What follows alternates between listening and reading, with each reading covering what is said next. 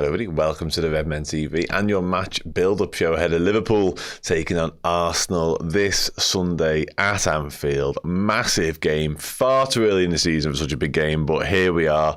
The fixture gods have spoken. I'm Dan Club, as you can see. I'm also joined by Lewis and John. Gentlemen, before we do proper stuff, how are we? Okay? Good, yeah, good. Lovely weather today. Nice. Lovely weather, yeah. Like John said, nice day in Hunts Cross before we started, so yeah, not bad. For now, the weather's turning. You can feel it, it's turning. One thing that isn't turning, doesn't make any sense, but it was a segue, our sponsors for the season, oosh.co.uk, and they are giving things away. They're not turning anybody down, left, right and centre. Head to their website, oosh.co.uk, and they've got dozens, if not more, competitions on there, some of which we are featuring. Liverpool versus Everton hospitality package, as you can see right there. That is available on our socials now if you want to go and check that out and get yourself involved for the chance to win those tickets. We're also still, I think, just about giving away tickets for Liverpool against Arsenal this weekend as well. So you head to our socials, head to oosh.co.uk. There's some links in the description as well to get all the information that you need. Right, done. Formalities over with. Done. Yeah, but now we can have some fun. Yeah, I said it there actually, John, and I'll come to you on it. There is only one place to start really, and that's Alexander Isak. No, it's not. It's the fact the game's so big, actually, and it is so early in the season. Like, we have talk about losing ground and 6-pointers and all that sort of nonsense, but there is no hiding place from it. It's a massive game on game week 3. Absolutely. I mean, we've been sort of building up a tough game against Bournemouth, a tougher game against Newcastle, even tougher game against Arsenal.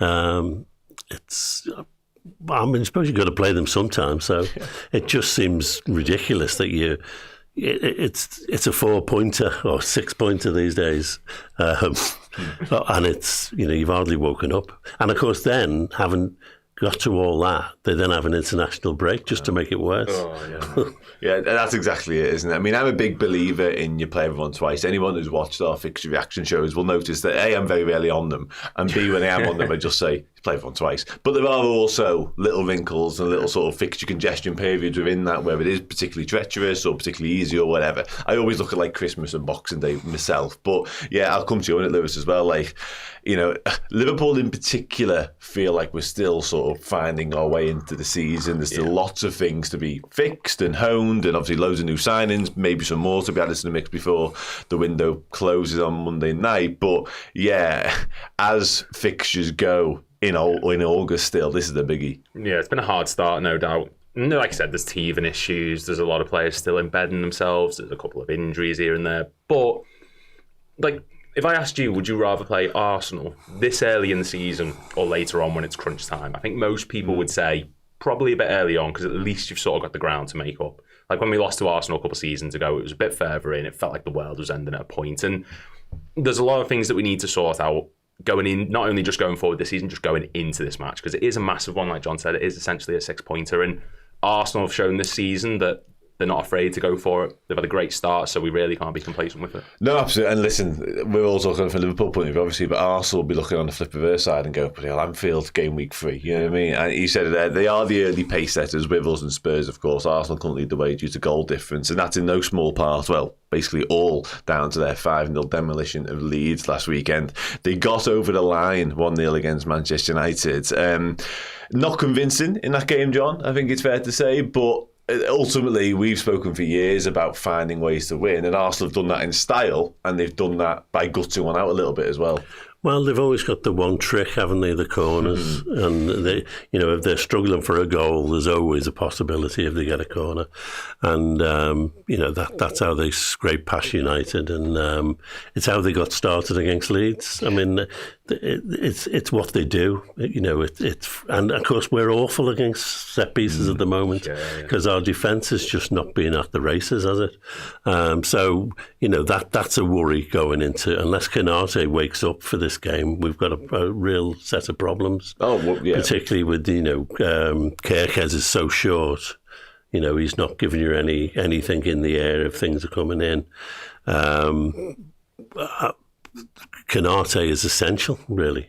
He's probably our best header of a football. Yeah, the set piece vulnerabilities have been quite evident. I think going back to pre-season as well, a little bit as well. It was transitions and it was set pieces, and that's continued into the competitive stuff too, Lewis. On the Kirkes thing, whilst his height is, unfixable, at least he could just turn and face the ball and try and do something about that. That'd be a starting point for me, and maybe that's what they've been working on in training this week. But he's better off this week because he's almost certainly going to have to play as a normal fullback against a normal wide player.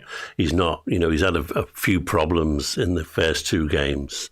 I'm not sure. Yeah, he's actually got someone. He'll be up against someone, and he'll know who it is. Yeah, well, that's exactly who it is. Actually, Lewis takes a nice sense to our next point, because Arsenal do have injuries, but I think actually, in a weird way, in a strange twist of fate, the Arsenal injuries and who's likely to come in for them kind of underpins Arsenal's newfound strength a little bit this season, because they've lost, on the face of it, they've lost Saka, Havertz, who's undergoing an operation actually, and Odegaard probably for this weekend, and it's likely to be Madueke, Eberechi Eze and Victor Gyökeres who comes in. In theory, those 3 come in, and again I think that actually highlights the difference between them and last season to now in terms of the depth and the quality. And Martinelli's there, he hasn't been an exactly. You've got Dalman, you've got Nwaneri, there's so much, and we mocked Arsenal at the beginning of the season. I think some of us, me in particular, saying, why have you signed Madueke? Do you know what I mean? I know Saka's going to get injured, but come on.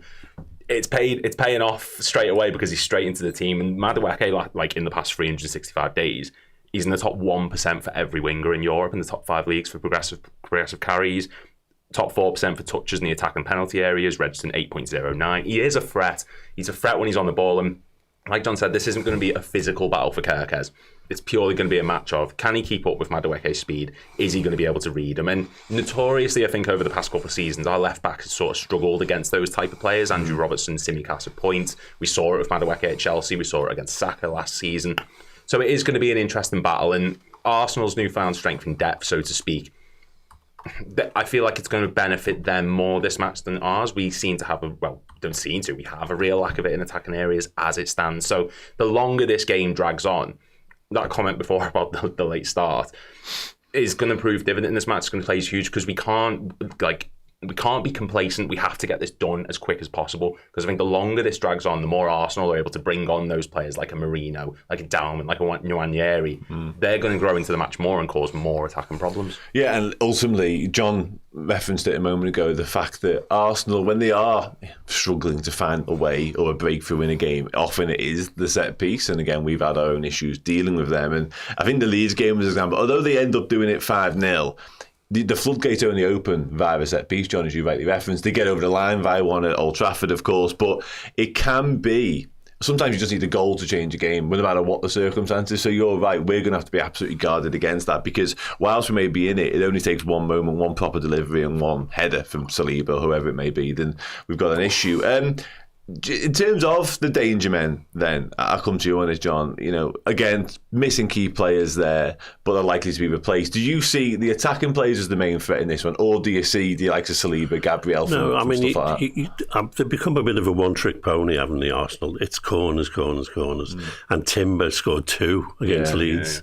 And Saliba scored loads last year. And if he doesn't score, he's getting assists from getting his head to the ball and the first play. I mean, that's the threat, isn't it? You genuinely think that's the main threat? That's the main threat. Absolutely, with Arsenal in the last couple of years, that's the main threat. It was last season. Do you go along with that, Lewis, as well? Yeah. Well, yeah. I mean, was it Marino got the goal against us last season? The Emirates he got from a corner. It is true. It is. It is. I mean, Gyökeres, who knows what he's going to be like? Whether he's going to, be a real threat or he's not. He scored a good goal last week. That's going to help him. Yeah. But that's a kind of threat which we're used to. Yeah, well, we saw it against no one seems to have found a way to stop Arsenal scoring from corners. So it's a mural. Set piece coach. Yeah. Interesting enough, Arne Slot was kind of alluding to this in his press conference just before. We'll speak more about Liverpool in the second part of the show, by the way. But he was basically saying that not a lot of football got played. I think he referenced it has 850 set pieces. So we've at least, to your point, been building up to what will be a very set-piece dominant and heavy side. But it is just trying to stop them, isn't it, ultimately? Because I think was it the free kick that was sort of in behind our line and Moreno scored from that? So we have struggled to cope. To the point then, Lewis, I'll come to you on it. In terms of key battles, I thought Van Dijk was exceptional in the dire moments of St James's Park. So if it is gonna be aerial bombardment from Arsenal like we expect from these sort of things, he's gonna have to take leadership on that, because Konate's struggling, let's be honest. So Van Dijk is going to be wanting and needing to get his head on almost everything. But how many times have we said that in the past, the way Van Dijk's carried the defence? Like, I think I might be remembering it wrong, but I'm sure I saw something that said in the first 2 matches he's made 30 clearances and won 20 duels, both in the air and on the ground. So in terms of having a centre-back who's well-equipped to deal with this, there is no one better than Van Dijk. But there's only so much and so long that he can carry a partner alongside him who's not putting in the same type of performance or to near enough that level. It's all well and good him being phenomenal, but if Konate isn't going to get his finger out of the mud, there is nothing that he can't continuously do it with the whole 90 minutes. Well, so that's Semenyo's second goal. It shows you exactly the problem, because Van Dijk can't be everywhere. I wanted him to be, and I was critical that he didn't do something. Yeah. But it was Konate's problem. Yeah. Well, to that point, if you were Victor Gyökeres head this weekend, you'd be going over to one side of that centre-half partnership, and you'd be isolating and singling out Konate. Absolutely. So to your point earlier on, John, Konate, we can't carry anyone in this game, certainly not a centre-half. No. And, you never know. I mean, the actual level of the game, the importance of it might actually wake Konate up. You might think, this is the kind of game I should be shining in. It's a World Cup year. We shouldn't forget that. That's really important for all these players, isn't it? Yeah, and he's captain France recently as well. They want to continue in that mould. Last couple of bits of key battles then in terms of the weekend, Lewis, I'll come to you. The Arsenal left-back situation has been Calafiori. It's also been a little bit of Lewis Skelly. They've swapped and changed against Salah, of course, predominantly. Who do you anticipate? Because obviously I'd suggest Calafiori. They both have attacking play in their game. I'd suggest Calafiori is the more solid defensive option, whereas Lewis Skelly is a bit more adventurous. Who do you see them going with? Probably Calafiori. I think the experience is going to be there. Lewis Skelly's been brilliant, but in that last match against Leeds, Calafiori averaged like a much higher position. He was actually averaging higher position than Gyökeres, so I think he is much more of an attacking threat. Miles Skelly, when he was on, he was a lot more tucked in, sort of compact in midfield. So in terms of who they're going to pick, I might be completely wrong because of what I just said, but I do think Calafiori will give them threat going on the wide areas and attack, but because he's got the recovery pace to deal with it, he probably will be the main starter. Skelly will probably be brought on later on when space starts opening up. They want to try and compact things in the middle as much as possible to get rid of Wirtz, to stop him from being a threat, maybe McAllister. So Calafiori starting and then Skelly coming on later on. Okay. And just finally, John, I'll come to you. Lewis mentioned Florian Wirtz there. I don't think he's had the start of his Liverpool career he might have wished for or hoped for, but it's been difficult for him against some tough opposition. Declan Rice against Florian Wirtz is going to be another really interesting one. And Arsenal will look to get extra protection, I imagine, to help in there too. Yeah, I mean, I think Wirtz is like 60% of where he's going to be. He's playing reasonably well, but nowhere near the levels that he's going to be. I think he will get better and better as the season goes on. His main problem at the moment seems to be that people can push him off the ball easily enough, if that's what. And Rice is all arms, isn't he? He is physical, and that's going to be a problem for him. Unless, of course, he makes himself a problem for Rice. Yeah. That would be the way to go. Be mobile and get around the pitch and keep Rice in the wrong half of the pitch. It'd be interesting to see, because obviously Zubimendi's been playing as well in that deeper role. It'd be interesting to see whether they do go with the more physical Declan Rice up against him, just carry on that physicality and maybe it's like push him off the ball and stuff like that, or it is Zubimendi just keeping tabs. But yeah, I think it'd be nice to see. It's no better time, no better game for Florian Wirtz to produce what he's all about and show us and arrive, if you like, in a Liverpool shirt. Okay, Sound, I think that's it from an Arsenal point of view. We're going to do more Liverpool chat in the second half. I've just seen as well, by the way, for what it's worth, Romano said that Arsenal are closing in on Piero Hincapié, so who knows, he may also be in the squad. More defenders. Sound, quick advert, then we'll be back. See you in a moment. Hey everyone, how would you like to win this? Hold it up for them, Errol. This is a Liverpool shirt signed by two icons of the football club, Steve McMahon and Ronnie Whelan. Medals and trophies galore. At the end of August, we'll be giving that shirt away to one of our Redmen Plus Legend subscribers. If you want to be in the draw to win that, and every single month we do these sign competitions as well, head on over to redmenplus.com, become a Legend subscriber, you'll be in the draw. If you are one of our Captain subscribers, simply upgrade your account, become a Legend, and at the end of August, Errol, someone will be winning what is an absolute beauty, isn't it? Yeah, we love this. redmenplus.com, become a Legend. Hello, everybody. Welcome back to the Redmen TV. That comment is on screen on purpose. Thought it was a nice way to come back to the show. Who knows? Let's be honest. Who knows? Who knows what tricks he's had up his sleeve? What light bulbs he's been taking out of ceilings? The man is, The man is. Let him be. Let him do what he's got to do. Okay, cool. Liverpool press conference this morning. Conor Bradley's trained all week, expected to train today as well, which is good. Obviously came on Monday, but nice to see him continue to come back to fitness.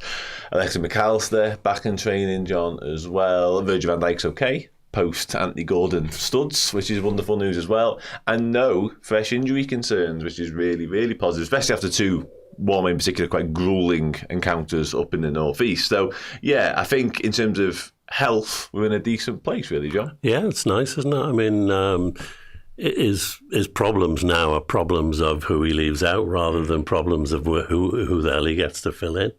I mean, I could see, Bradley, probably playing most of the game, but hopefully Joe Gomez is there to come in and play the back end of the game. Hopefully by the time we're winning, and his defensive abilities will help. Midfield is the big question, isn't it? Who plays? Which 3 out of 4? Or out of 5, really, with Curtis as well. Yeah, let's do. Before we move into midfield, actually, obviously you mentioned, I think Conor Bradley and Joe Gomez doing a 60-30 thing will make a lot of sense. Neither of them are fully up to speed in terms of fitness.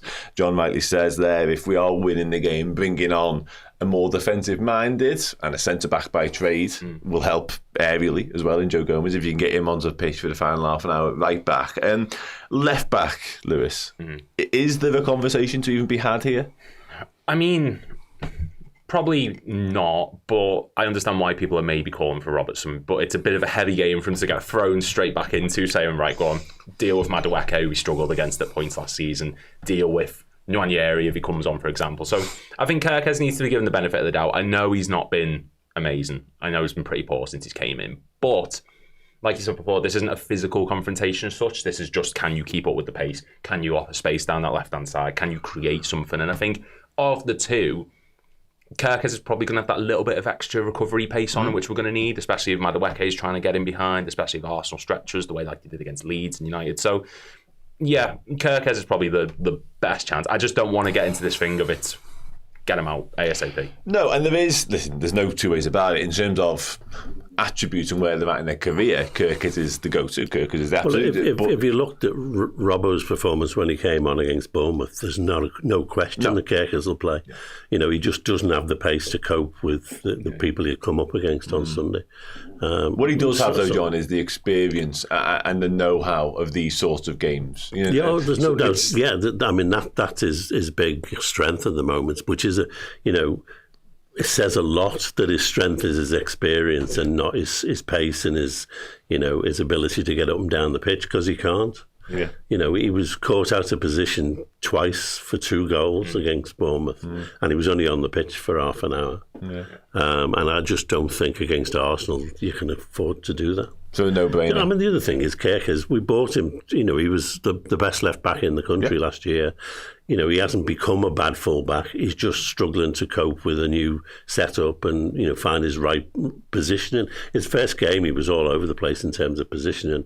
Yeah. The second game, it was a battle which he was maybe not ready for. Yeah, absolutely. There's just been obviously moments in both games now, and there's no need for a scapegoat because we've managed to win both games. But had we not have done, people would have been highlighting Kirkes' problems all the more, because he dives in on something rashly, in my opinion, in the first game. Obviously there's the goal which he's doing something for, can't quite explain what.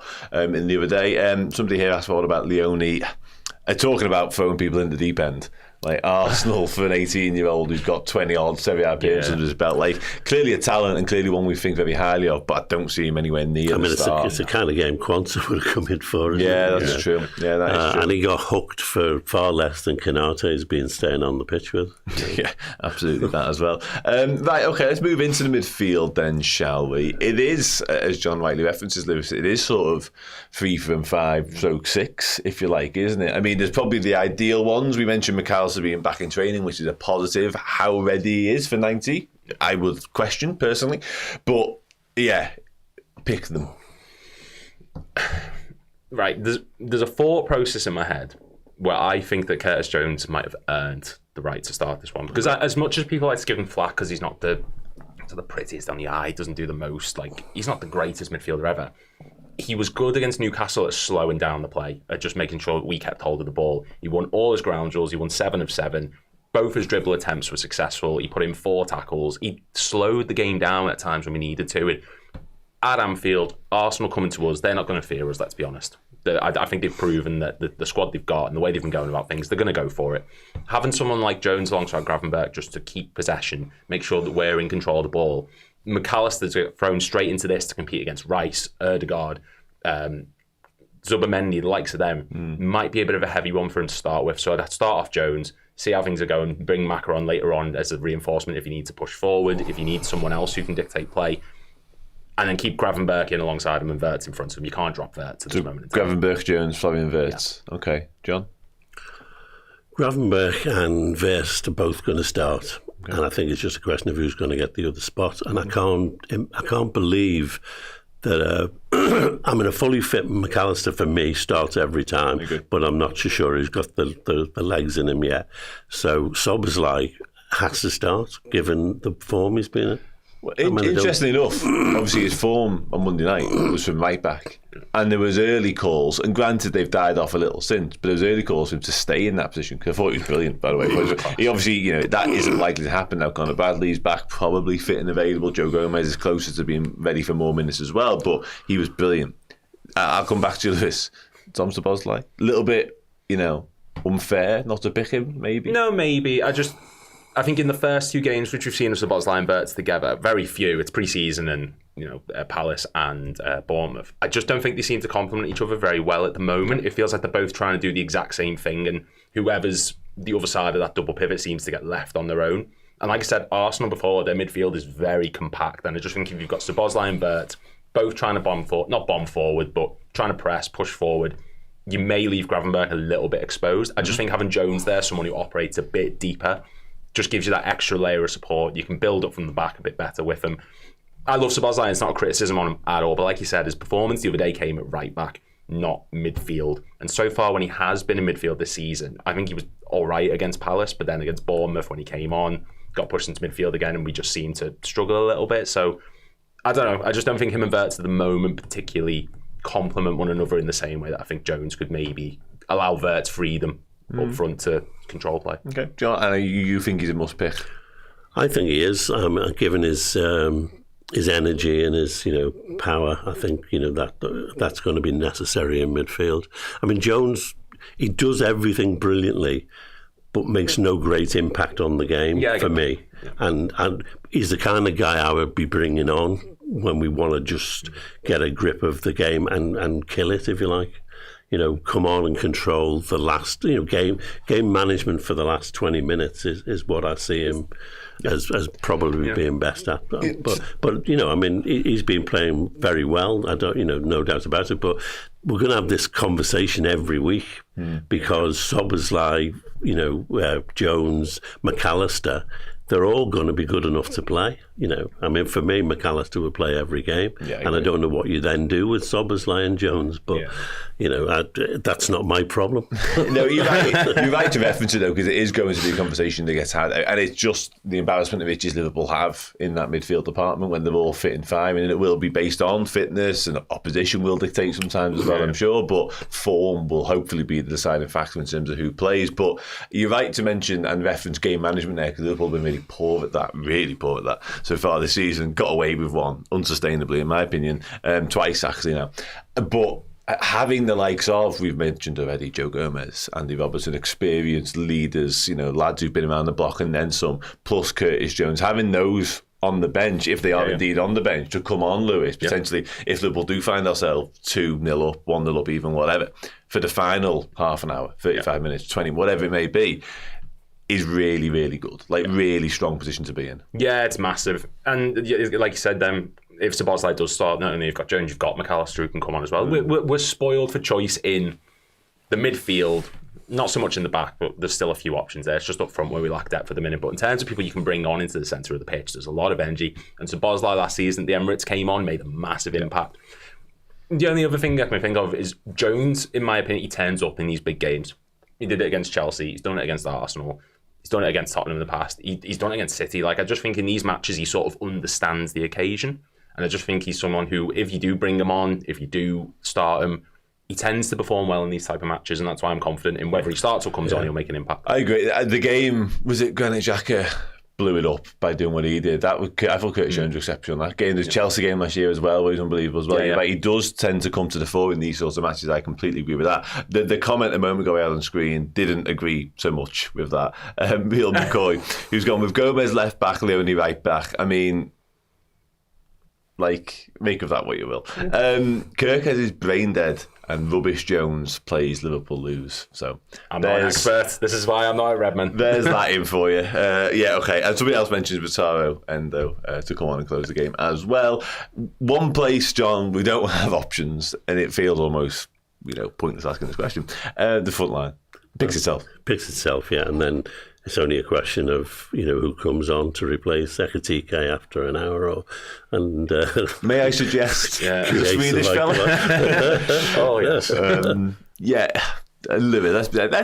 Let's play around a little for a few minutes, shall we? Let's say Crystal Palace and Newcastle do sanction the exits of Mark Leahy and Alexander Isak, because Newcastle get Voltemada over the line, Crystal Palace do whatever they're going to do in the next 48 hours. That as dream scenarios go, getting them to Anfield would be nice, but getting them on the bench would be nicer.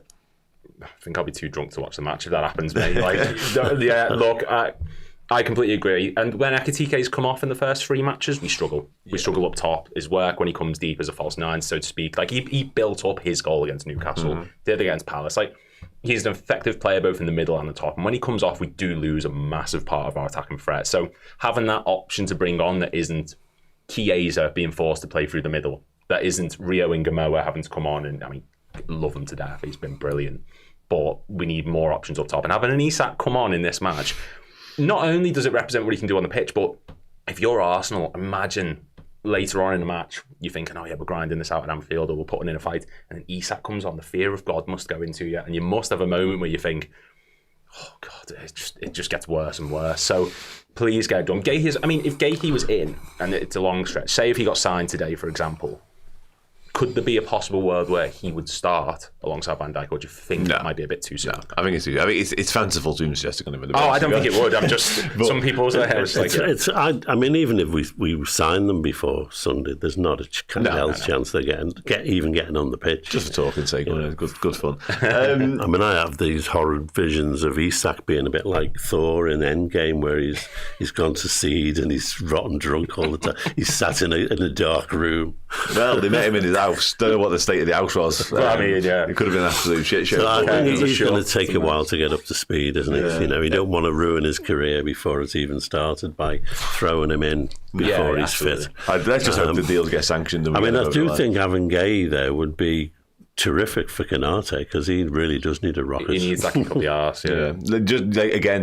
Just in the stands watching. We did that with Leone, didn't we, for the Bournemouth match as well. So let's wait and see. There's lots of things that happen between now and then. Let's wait and see. If somebody says he can't be fit anyway, he's been called up to the Sweden squad, and I think they're expecting to play a part in their international break fixtures. So that'd be good to see, won't it? He's still been training, just good for him to play footy as well. I don't think. He's been training on his own. Obviously, with the thigh stuff, how severe that was, we're not quite sure. There's been a lot going on. He may well be match fit, not sharp, but ready to playing incident all over again. Who knows? I wanted to bring up this comment. I've had it up. Stevie C78 says, one thing is clear, Robbo cannot start at the start of this game. Ekitike has to play 90 this time. We're so much better with him on the pitch. Gakpo needs to improve. He was dreadful along with Salah. I don't think Gakpo nor Salah really had much of a look in against Newcastle, to be honest.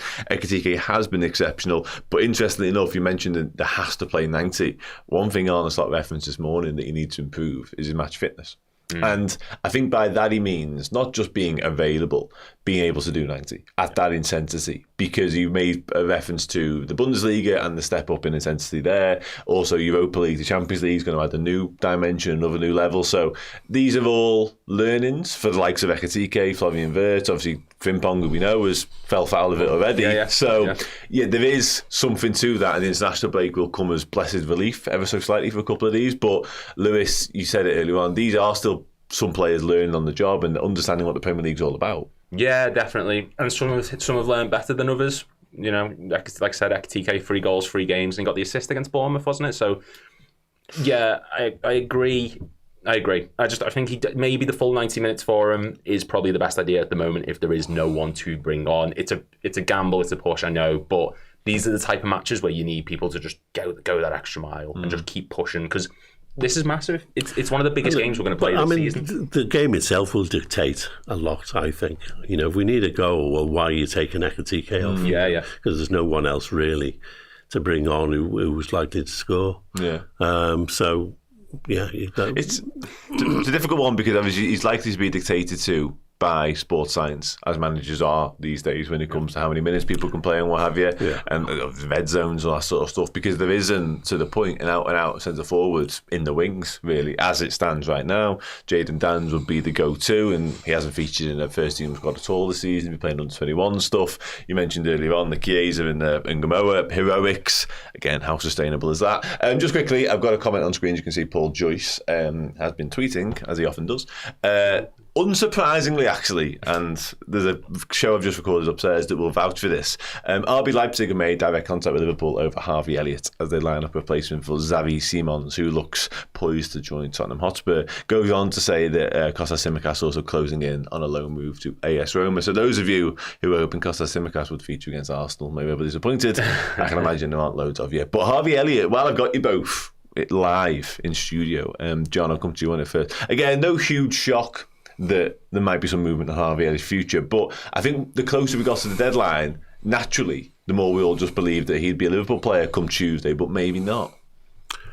I think the deciding factor is he doesn't see his future at Liverpool anymore, and I think that's a shame, because he clearly was very dedicated to the club, and we all love him and think he's brilliant, but he's still not played very much football. We've had 2 games, he's hardly featured.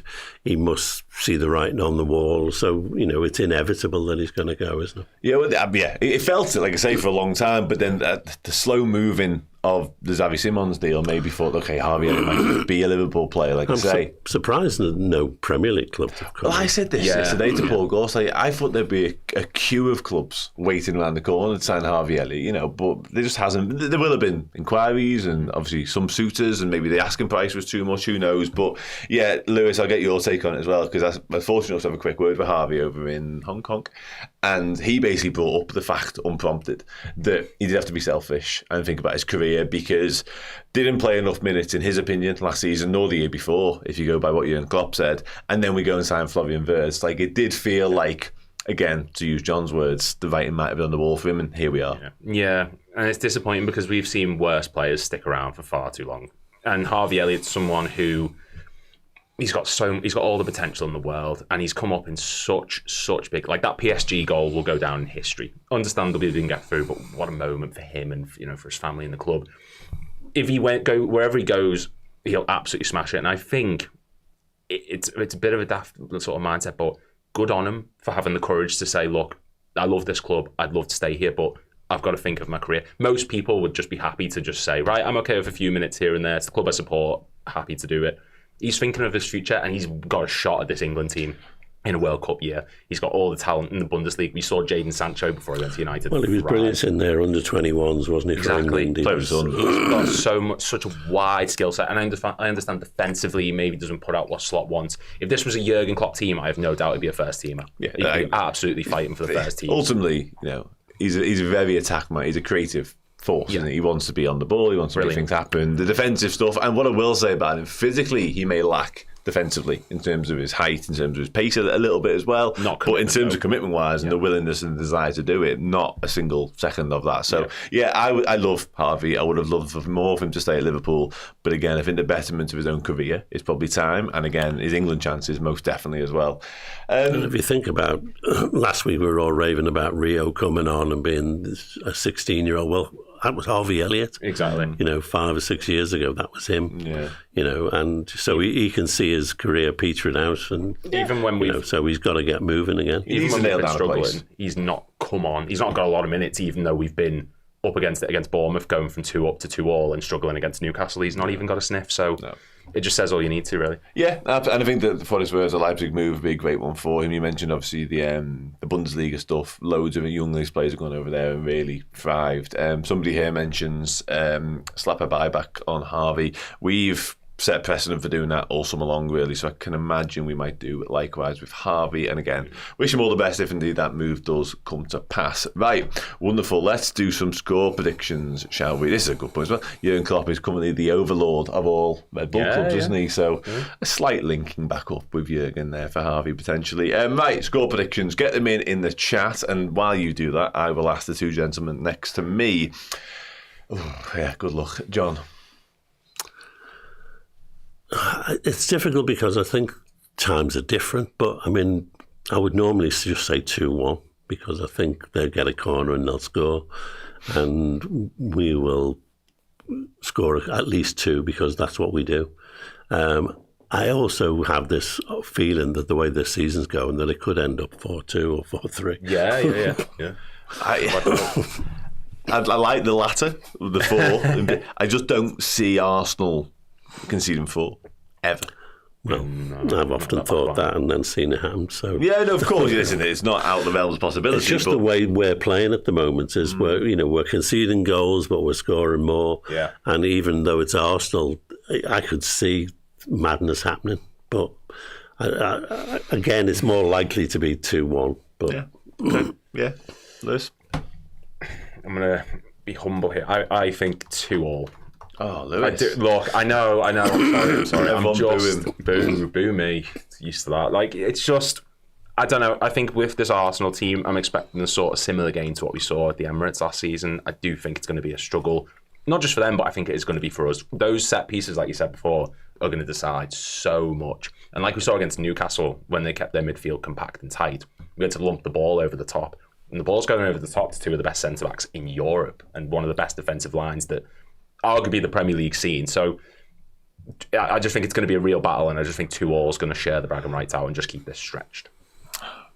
Sorry, I'm class. No, listen, you said it now. 2-1 Liverpool. Tight, but yeah, 2-1 Liverpool. And I think we go 1-0 up, 1-1, and then score like the 60th minute to make it 2-1. And the goal scorers are... I hope you're right. Don't get me wrong. Left foot or right foot? Hugo Kasike, right foot, gets the winner after Mo Salah opened the scoring from the penalty spot. There you go. Right, Premier League fixtures time. I'll keep bringing up score predictions as we go. We'll just quickly wrap up now with a quick look across the rest of the fixtures. Chelsea play Fulham, which I believe is a West London derby, tomorrow at 12:30. Chelsea are flattered to deceive a little bit, Lewis, so far. They haven't. I think a lot of people are expecting big things of them, and I know that they were thereabouts still, but they haven't exactly set the world alight thus far in the league, albeit only 2 games. Yeah, 2 games. Struggled against Palace at home, and a Palace that were in the midst of losing Eze and Gahey, still his future up in the air, and midweek game, and then you've beat a West Ham team who's dross. So, and they went 1-0 down in that game as well. Exactly. So, yeah, there's talent there. Don't get me wrong. West Ham created loads of chances. Disallowed goals as well at that point, yeah. They're a good team, but just that, like you said, flattered to deceive is probably the best. I thought they'd hit the ground running, Chelsea, but they haven't. Yeah, I thought they'd flatline at some point later in the season, potentially. But, a bit of a stuttering start, is fair to say. Wolves, Everton... Big one. I think it's certainly for Wolves. They need something. Wolves are like West Ham at the moment, aren't they? They're pretty awful. They need something. Yeah. Spurs, Bournemouth. That's a decent game of footy. That I reckon, Lewis. That could be an entertaining one.